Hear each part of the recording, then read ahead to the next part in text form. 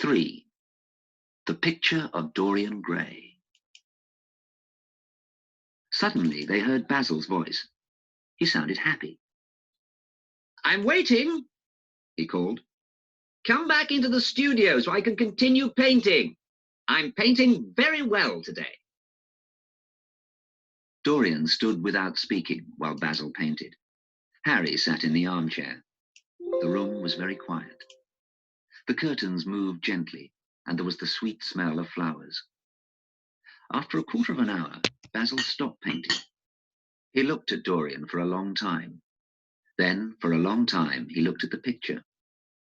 "It is finished at last," he cried. Then he picked up a paintbrush. He wrote his name in large red letters at the bottom of the picture. Harry walked across the studio to look at the picture. It was a wonderful painting, and it looked exactly like Dorian. "Congratulations, Basil," said Harry. "It is the best portrait I have ever seen. Dorian, come and look at yourself." Dorian stood in front of the painting and looked at it. At first, he was pleased. He smiled at the painting. He smiled because he saw that he was a beautiful young man. Then Dorian stopped smiling. Suddenly he remembered what Harry had said in the garden. Dorian Gray was young and beautiful now, but soon he would be old and wrinkled and ugly. He would not have blonde hair or bright blue eyes. No one would want to look at him then. Silently, Dorian stood in front of his picture. Basil did not understand why the young man was silent. Basil was confused.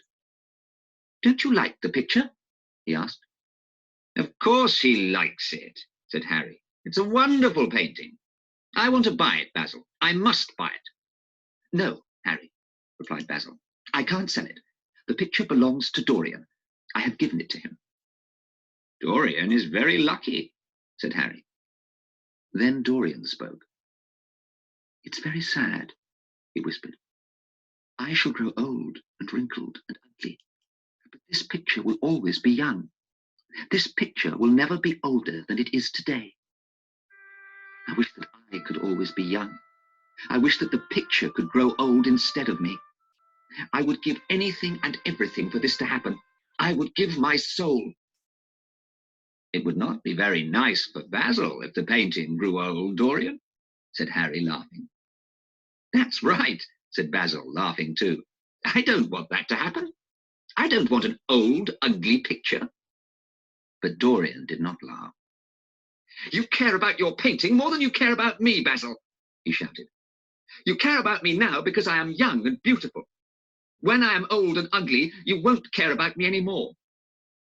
"It's not fair that the picture will always be beautiful," Dorian said. "I hate the picture. It will be young when I am old." Dorian ran to the big armchair. He laid his head on his arms and cried.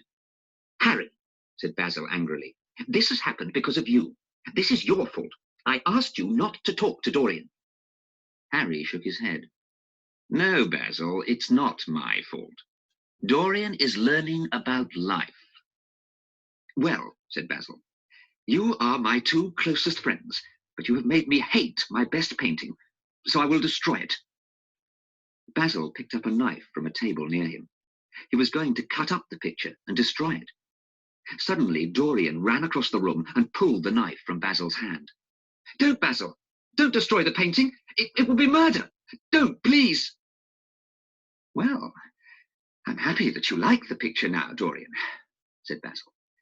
"When the paint is dry, you can have your portrait. Now," he continued, "shall we have some tea?" Basil rang a bell, and soon his servant brought the tea. The three friends drank their tea quietly. Then Harry spoke. "Let's go to the theatre this evening," he said. "I don't think I want to go to the theatre," answered Basil. "I would very much like to go to the theatre with you, Lord Henry," said Dorian quickly. "Don't go, Dorian," said Basil. "Stay here and have dinner with me." "I can't, Basil. I want to go to the theatre with Lord Henry," said Dorian. Harry listened and smiled. He knew Dorian would go with him.